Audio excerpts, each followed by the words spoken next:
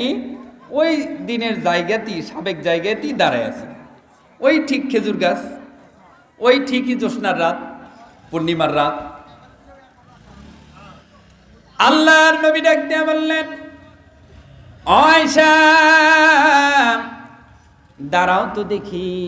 ওই যে আগের দিনের মতো আয়েশা ঠিকভাবে দাঁড়ায় গেলেন। বন্ধুরা, ভাইরা, অপদ্দারের মা আয়েশা এবং নবী যখন দুইজন রাস্তায় দাঁড়ালেন, দাঁড়ানোর পর নবী আমার ডাক দিয়ে বলেন, আয়েশা চলো দেখি আজকে দৌড় দেই। আজকে দৌড় দিতে গেছেন। দৌড় দেওয়ার পর আমার আপনার পয়গম্বর ওই দিনেও পারত, কিন্তু সেদিন বিবিকে খুশি করার জন্য বিবিকে আগে তুলে দিয়ে বিবিকে আনন্দিত করছেন। নবী আমার আজকে দৌড় দিছেন। দৌড় দেওয়ার পরে আয়েশা আজকে নবীর সাথে পারে না।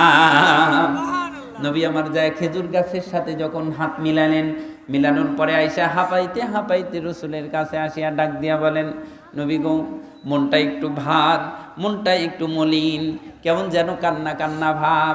রসুল আমার আয়েশাকে ডাক দিয়া বুকের মধ্যে জড়ায়া ধরিয়া ডাক দিয়া বলে, আয়েশা মন খারাপ কেন? আয়েশা ডাক দিয়া বলে, মন খারাপ থাকবে না, আপনি আজকে আমার আগে উঠে গেলেন, তবে নবী গো শুনে রাখেন, আজকে কেন পারছেন জানেন নাকি? মেয়েরা দেখবেন হার মানতে চায় না। কথা বলেন ঠিক না বেঠি? নিজের বাবা গরিব মানুষ, কিন্তু শ্বশুর বাড়ি কথা বলতে দিবে না। বলবে, স্বামীকে বলবে তোমার বাবাই গরিব, আমার বাবা গরিব না। কিন্তু এরা একটু নিজের গৌরবটা ধরে রাখতে চায়। আপনি দাঁড়াবেন মেম্বরে আর আপনার শালা দাঁড়াবে মেম্বরে। বলেন তো দেখি ভোটটা কারে দিবে? কারে দিবে আপনারে? সব মায়ের কথা কিন্তু বলি নাই বাবা। ভোটটা কিন্তু চুপ করে ভূতের মধ্যে যদি হয়, ভোটটা যায় নিজের ভাইরে মেরে দিবে, একটু আপনারে দিবে না। ওরা বলে স্বামীর বাড়ি পরের বাড়ি, কিন্তু আপনাদের খামার গাতির মায়েরা এই কথা বলে না নাকি? আসলেই তো স্বামীর বাড়ি পরের বাড়ি না ও মা, স্বামীর বাড়ি তোমার হলো আসল বাড়ি। ওই যে ও মা, যারা বৃদ্ধ হয়ে গেছো মা, সেই যে তোমার সেদিন বিয়ে হইল মা, যেদিন লাল বেনারসি কাপড় পরিয়া তোমার স্বামীর সাথে 3 বার কবুল বলে রসুলের প্রতি কালেমা পড়ে চলে আসছো, আসার পরে তোমাকে কিন্তু মরে যাওয়ার পরে আর ওই তোমার বাপের বাড়িতে নেবে না, তোমার স্বামীর বাড়ির স্বামীর পৈতৃক ভিটাতেই তোমাকে রাখা হবে। কথা বলেন ঠিক না বেঠিক?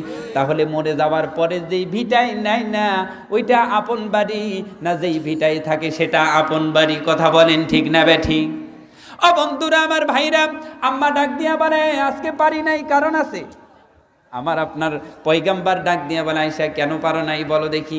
আয়েশা ডাক দিয়া বলে, যখন বিয়ে হয়েছিল তখন হালকা পাতলা ছিলাম, আজকে বিয়ের পরে একটু মোটা হয়ে গেছি দেখে আপনার সাথে দৌড়ে পারি নাই।